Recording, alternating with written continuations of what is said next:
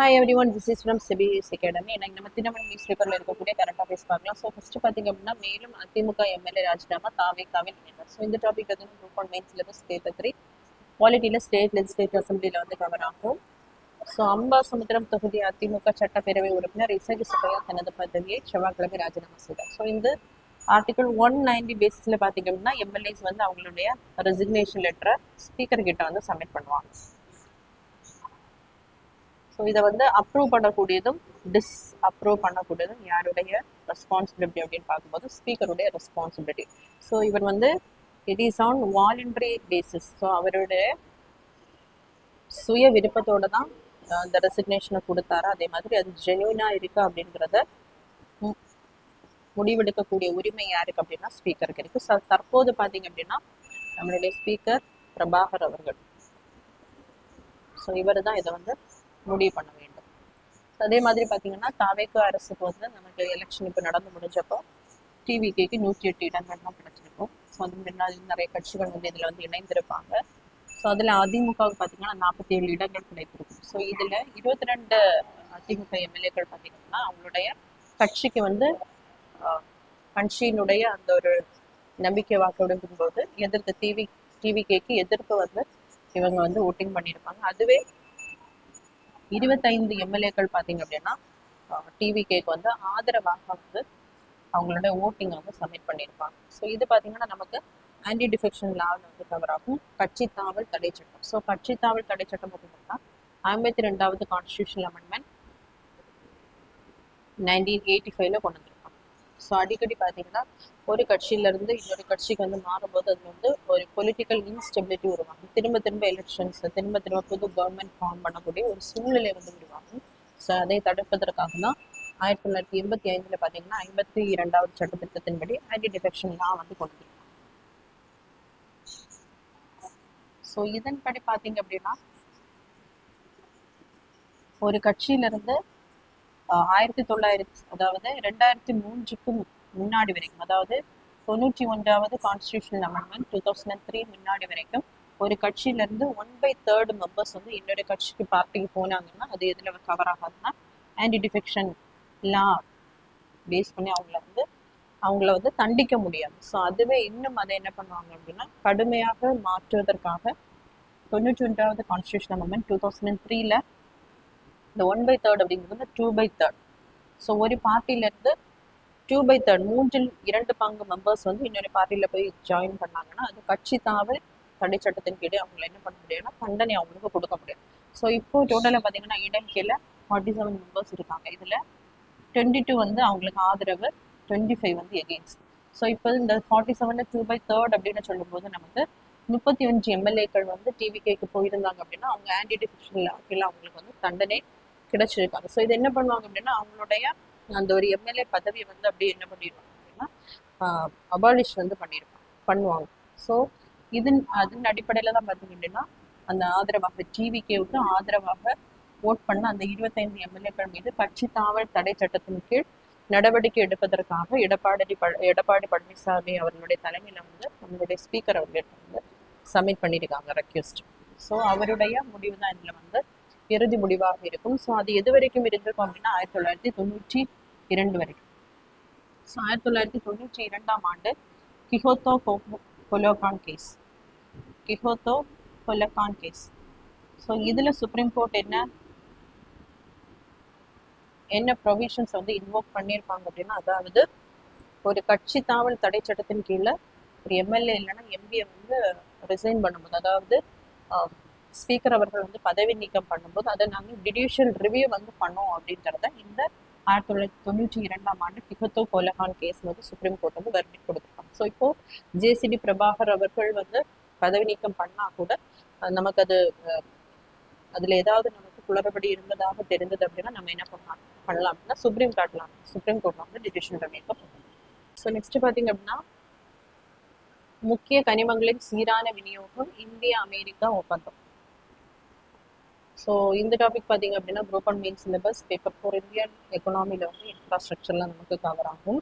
So மின்சார வாகனங்கள், ட்ரோன்கள், பேட்டரிகள், பிற அதிநவீன தொழில்நுட்ப சாதனங்களுக்கு தேவையான அந்த ரேர் எர்த் எலமெண்ட்ஸ் அப்படின்னு சொல்லுவாங்க. இதெல்லாம் பார்த்தீங்க அப்படின்னா சீனாவில் தான் அதிகமாக வந்து இது கிடைக்குது. ஸோ சீனா பார்த்தீங்க அப்படின்னா அங்கேருந்து நிறைய வேற நாடுகள் வந்து இம்போர்ட் பண்ணுறதுனால அதிக அளவில் ஏற்றுமதி மீதான நிறைய கட்டுப்பாடுகளை வந்து விதிச்சிருப்பாங்க. ஸோ அதற்கு மாற்றாக தான் என்ன பண்ணியிருப்பாங்க அப்படின்னா அமெரிக்காவால் 2025ஆம் ஆண்டு பேக்ஸ் சிலிக்கா அப்படிங்கிற ஒரு அமைப்பை வந்து கூட்டமைப்பை கொண்டு வந்திருக்காங்க. ஸோ இதில் வந்து நிறைய நாடுகள் வந்து இணைந்திருக்காங்க. கனடா, ஜப்பான் உள்ளிட்ட நிறைய நாடுகள் இருக்காங்க. ஸோ நம்மளுடைய இந்தியா பார்த்தீங்க அப்படின்னா பிப்ரவரி மாதம், அதாவது 2026ஆம் ஆண்டு தான் இதில் வந்து இணைந்திருக்காங்க. ஸோ உலக அளவில் முக்கிய கனிமங்களின் அந்த விநியோக சங்கிலியில் பார்த்தீங்கன்னா சீனாவினுடைய செல்வாக்கு மிக அதிக அளவில் இருக்குது. ஸோ அங்கே தான் நிறைய வந்து அந்த ரேர் எர்த் எலிமெண்ட்ஸ் வந்து அதிகமாக இருக்குது. அதே நேரம் சுரங்கத்தொழில பார்த்தீங்கன்னா 70% பங்களிப்பை அளிக்கக்கூடிய நாடு பார்த்தீங்கன்னா சீனாவாக இருக்கு. ஸோ நெக்ஸ்ட் பார்த்தீங்கன்னா 69% இடஒதுக்கீடு வழக்கு உச்ச நீதிமன்றத்தில் இன்று விசாரணை. ஸோ இந்த டாபிக் பார்த்தீங்கன்னா group 1 prelim syllabus unit 5 Indian economy and development administration தமிழ்நாடுல political parties and welfare schemes தமிழ்நாடுல வந்து கவர். ஸோ தற்போது தமிழ்நாட்டிலே அரசு கல்வி நிலையங்கள் மற்றும் அதே மாதிரி வேலை வாய்ப்புல வந்து 69% இடஒதுக்கீடு வந்து வழங்கப்படுகிறது. இதனுடைய பேக்ரவுண்ட பார்த்தோம் அப்படின்னா 1959ஆம் ஆண்டு பிசிக்கு வந்து 25% வழங்கப்பட்டிருக்கும் இந்த இடஒதுக்கீடு. எஸ்சி எஸ்டிக்கு சேர்த்து 16% இடஒதுக்கீடு வந்து வழங்கப்பட்டிருக்கும். ஸோ 41% இருந்திருக்கும். அடுத்ததா 1969ஆம் ஆண்டு சட்டநாதன் கமிட்டி வந்து போடுறாங்க.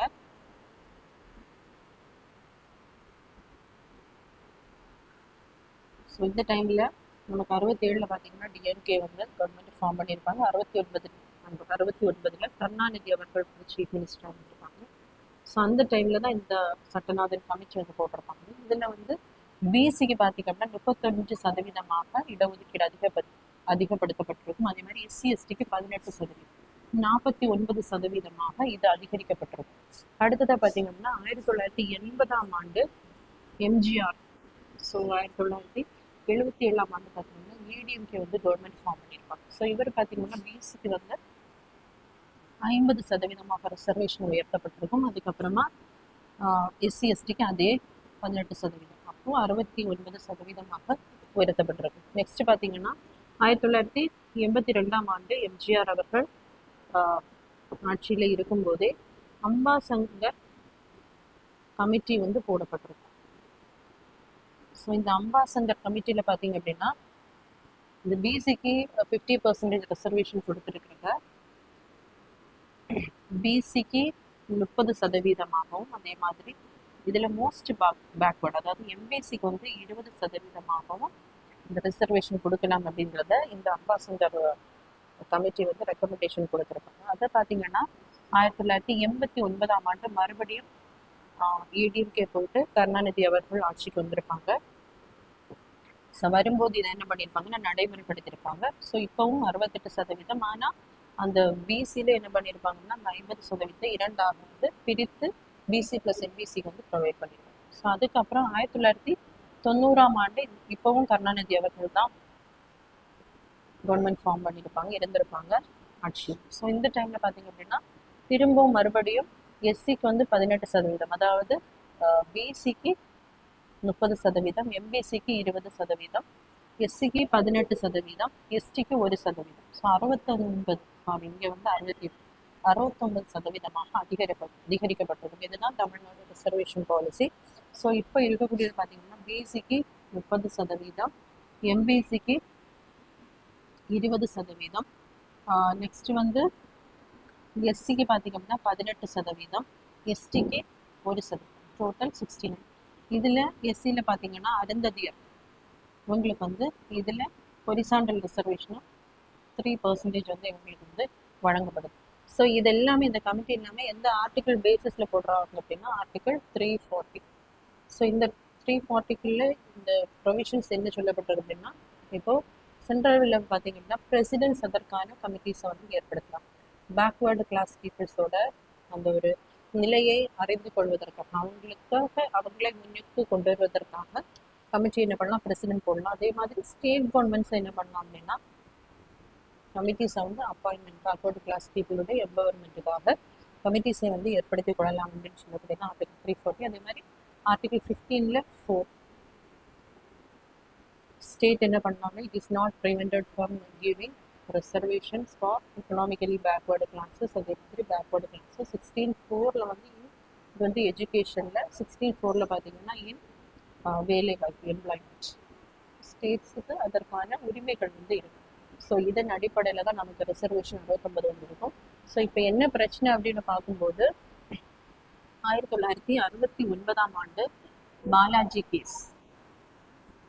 ஸோ இதில் சுப்ரீம் கோர்ட் என்ன வெர்டிக்ட் கொடுத்துருப்பாங்க அப்படின்னா, நீங்கள் வந்து ரிசர்வேஷன் கொடுக்கலாம், ஆனால் 50% வந்து தாண்டக்கூடாது.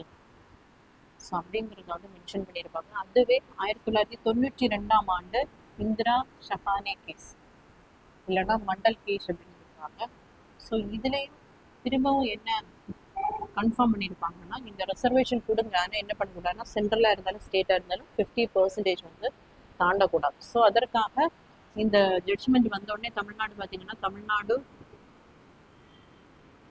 ரிசர்வேஷன் ஆக்ட் 1969, ஸோ 1994ல் இந்த ஆக்டை கொண்டு வந்து 69 ரிசர்வேஷன் பாலிசியை வந்து இம்ப்ளிமெண்ட் பண்ணியிருப்பாங்க. ஸோ அது மறுபடியும் இந்த சுப்ரீம் கோர்ட் என்ன பண்ணக்கூடாது அப்படின்னா, இதை வந்து ஜுடிஷியல் ரிவ்யூ அடிப்படையில் வந்து இதை வந்து ரிப்பீல் பண்ணக்கூடாது. அதுக்காக என்ன பண்ணியிருப்பாங்கன்னா, central government 76th constitution amendment 1994 so 9th ஷெடியூலில் பிளேஸ் பண்ணியிருப்பாங்க. ஸோ 9th ஷெடியூல் பார்த்தீங்கன்னா 1951 ஆர்டிகிள் 31B வந்து நம்ம கான்ஸ்டியூஷனில் இன்க்ளூட் பண்ணியிருப்பாங்க. அதாவது சில சட்டங்கள் ப்ரொவிஷன்ஸை வந்து நாங்கள் என்ன பண்ணோம், கவர்மெண்ட் வந்து கொண்டு வரோம், அதை வந்து செல்லாது அப்படின்னு என்ன பண்ணக்கூடாது அப்படின்னா சுப்ரீம் கோர்ட் வந்து அனௌன்ஸ் பண்ணக்கூடாது அப்படின்னு சொல்லக்கூடியது ஆர்டிகிள் 31B. ஸோ அந்த ஆர்டிகிள் பேசிஸ் தான் 9th ஷெடியூலில் கொண்டு வந்து நிறைய சட்டங்கள் ரெகுலேஷன்ஸ் எல்லாம் என்ன பண்ணியிருப்பாங்கன்னா 9th ஷெடியூலில் வச்சிருப்பாங்க. அதை என்ன பண்ணக்கூடாது, சுப்ரீம் கோர்ட் ஜுடிஷியல் ரிவ்யூ பண்ணக்கூடாது அப்படின்னு சொல்லக்கூடியது ஆர்டிகிள் 31B. ஸோ இது 1973 கேசவநந்தா பாரதி கேஸ். ஸோ இந்த கேஸில் சுப்ரீம் கோர்ட் என்ன வெர்டிக்ட் கொடுத்துருப்பாங்க அப்படின்னா, நீங்கள் வந்து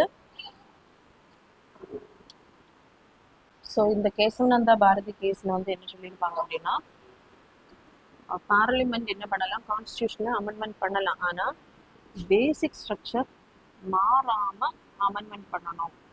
ஸோ அப்படிங்கிறத இந்த கேசவநந்தா பாரதி கேஸில் வந்து சுப்ரீம் கோர்ட் வந்து வெர்டிக்ட் கொடுத்துருக்காங்க. அதன் பின்னாடி பார்த்தீங்க அப்படின்னா 2007 ஐஆர் கோயல்ஹோ கேஸ். இந்த ஐஆர் கோயல்ஹோ கேஸில் வந்து என்ன சொல்லியிருப்பாங்கன்னா சுப்ரீம் கோர்ட்டு, அதாவது பேசிக் ஸ்ட்ரக்சர் மாறாமல் கான்ஸ்டியூஷனை வந்து அமெண்ட்மெண்ட் பண்ணணும் அப்படிங்கிறத 1973 வந்து சொல்லியிருப்பாங்க. ஸோ இந்த 9th ஷெடியூல் பேசிஸில் சுப்ரீம் கோர்ட் வந்து ஜுடிஷியல் ரிவ்யூ பண்ணக்கூடாது அப்படின்றத பார்லிமெண்ட் வந்து சட்டம் எனாக்ட் பண்ணியிருப்பாங்க. ஸோ அதன் அடிப்படையில் 2007 கோயல்ஹோ கேஸில் சுப்ரீம் கோர்ட் என்ன சொல்லியிருப்பாங்கன்னா, அதாவது கேசவநந்தா பாரதி கேஸ் வந்து ஏப்ரல் 23. ஸோ எப்போ நாங்கள் பேசிக் ஸ்ட்ரக்சர் மாறாமல் கான்ஸ்டியூஷனை திருத்தணும் அப்படின்னு சொல்லுவோம், அதன் பின்னாடி அதாவது ஏப்ரல் 24, 1973 அன்னையிலிருந்து என்னென்ன சட்டங்கள் நீங்கள் கொண்டு வரீங்களோ அது எல்லாமே ஜுடிஷியல் ரிவ்யூக்கு வந்து உட்படும். அதாவது நாங்கள் என்ன பண்ணுவோம், நீங்கள் 9th ஷெடியூலில் வச்சாலும் என்ன கொண்டு போய் வச்சாலும் சரி, நாங்கள் என்ன பண்ணுவோம், பேசிக் ஸ்ட்ரக்சர் அப்படிங்கிறது கான்ஸ்டியூஷனை பேசிக் ஸ்ட்ரக்சரை மாறாமல் என்ன பண்ணோம் அப்படின்னா நீங்கள் திருத்தணும். ஸோ அது எங்களுடைய ஜுடிஷியல் ரிவ்யூ பண்ணுறது வந்து சுப்ரீம் கோர்ட்டினுடைய கடமை. ஸோ நாங்கள் ஏப்ரல் 24, 1973 நீங்கள் எந்தெந்த சட்டங்கள் வந்து 9th ஷெடியூலில் வச்சாலும் நீங்கள் என்ன பண்ணுவோம், ஜுடிஷியல் ரிவ்யூவில் வைப்போம் அப்படின்றத சொல்லியிருக்கோம். ஸோ இப்போ இந்த வழக்கு விசாரணை பார்த்தீங்கன்னா சுப்ரீம் கோர்ட்டுக்கு வருது. ஏன்னா 50% தான் ரிசர்வேஷன் கொடுக்கணும் அப்படிங்கிறது சுப்ரீம் கோர்ட்டினுடைய வெர்டிக்ட்.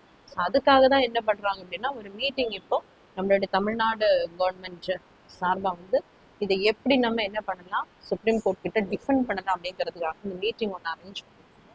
ஸோ இது 2020 குலசேகரன்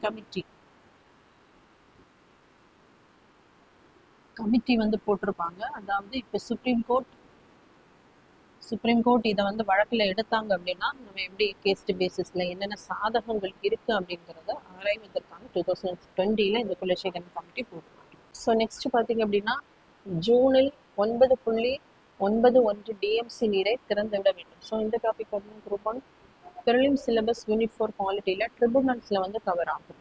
ஸோ இதனுடைய பேக்ரவுண்டை பார்த்தோம் அப்படின்னா ஆர்டிகிள் 262 பேசிஸில் இப்போ 2 ஸ்டேட்ஸுக்கு இடையில தண்ணீர் தொடர்பாக அந்த பிரச்சனைகளை ஏற்படும் போது பாராளுமன்றம் என்ன பண்ணலாம், அதற்கான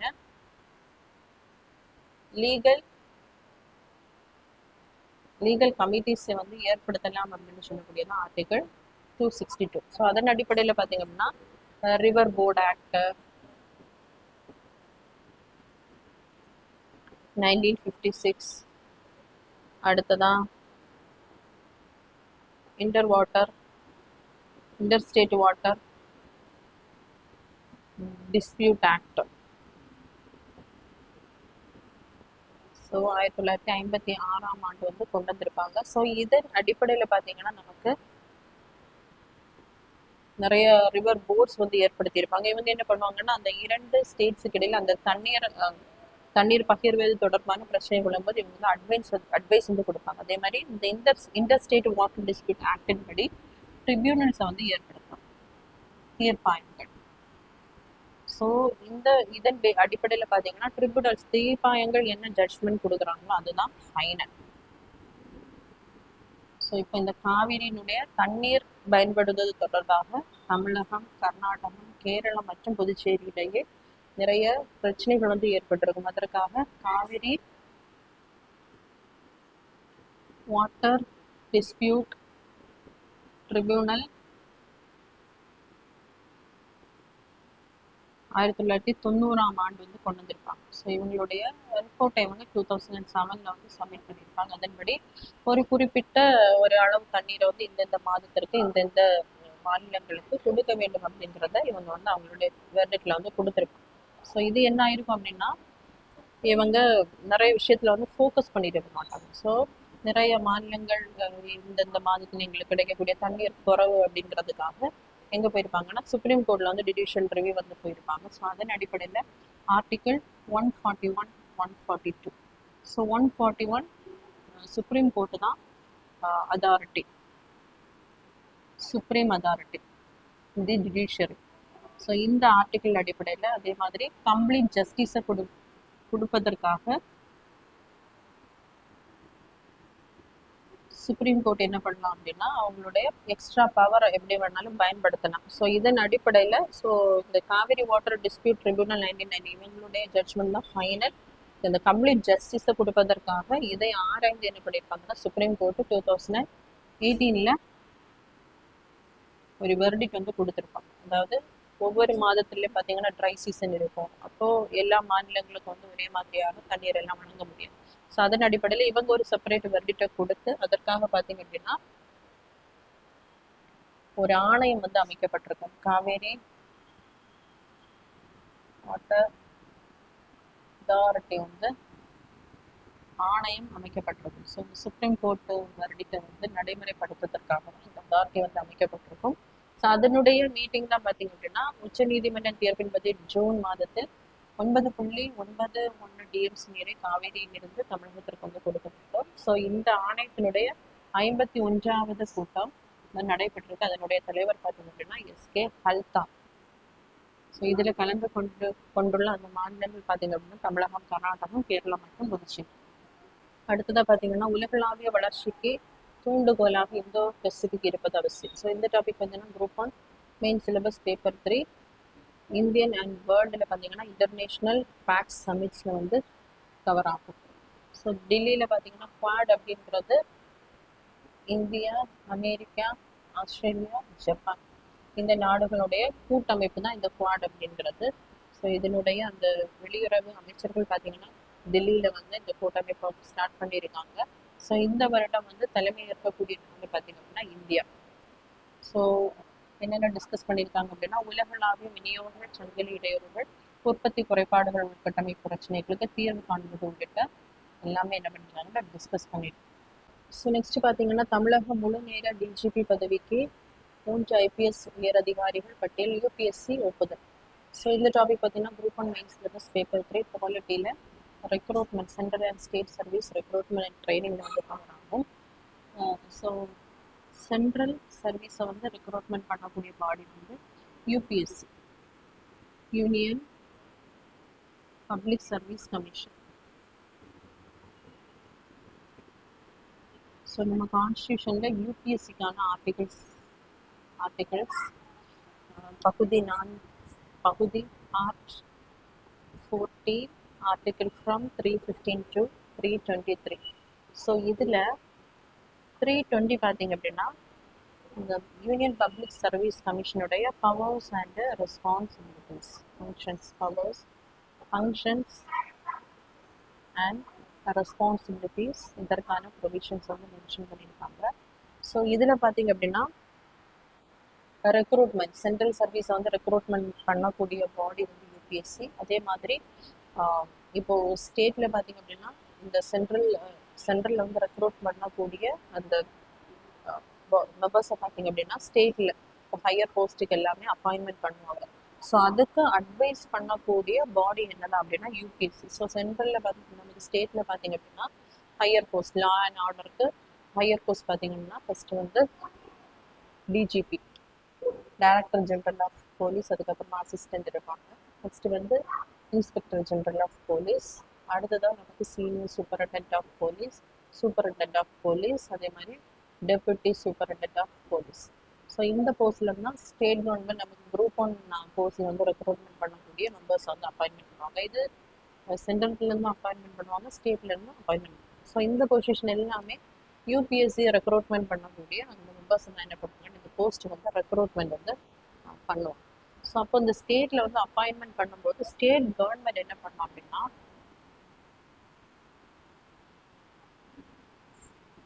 ஒரு லிஸ்ட்டை வந்து ரெடி பண்ணி கொடுக்கணும். அதாவது ஐபிஎஸ் ஆஃபீஸோடைய அந்த சீனியாரிட்டி பேசிஸில் வந்து ஒரு லிஸ்ட்டை வந்து யூபிஎஸ்சி வந்து ரெடி பண்ணி கொடுக்கணும். கொடுத்ததுக்கப்புறம் அவங்க அதுலேருந்து ஷார்ட் லிஸ்ட் பண்ணி 3 மெம்பர்ஸை அவங்களுடைய சீனியாரிட்டி பேசிஸ், அவங்களுடைய மெரிட் பேசிஸ் இதெல்லாம் பார்த்துட்டு என்ன பண்ணுவாங்கன்னா ஒரு 3 மெம்பர்ஸை வந்து இங்கே செலக்ட் பண்ணி கொடுப்பாங்க. அதுக்கப்புறம் தான் என்ன பண்ணணும் அப்படின்னா ஸ்டேட் கவர்மெண்ட் அதுலேருந்து ஒருத்தரை வந்து செலக்ட் பண்ணணும். ஸோ அதன் அடிப்படையில் தான் பார்த்தீங்க அப்படின்னா தமிழக காவல்துறையின் முழு நேர தலைமை இயக்குனர் மற்றும் மாநில காவல்படை தலைவர் பதவிக்கு தகுதி பெறும் 3 ஐபிஎஸ் உயர் அதிகாரிகளின் பேருக்கு பார்த்தீங்கன்னா இங்கேருந்து ஸ்டேட் கவர்மெண்ட்டு இங்கேருந்து அனுப்பினதில் அவங்க 3 மெம்பர்ஸ் வந்து ஷார்ட் லிஸ்ட் பண்ணி யூபிஎஸ் வந்து சென்ட் பண்ணியிருக்காங்க, ஒப்புதல் அளிச்சிருக்காங்க. ஸோ பதவி மூப்பு அடிப்படையில்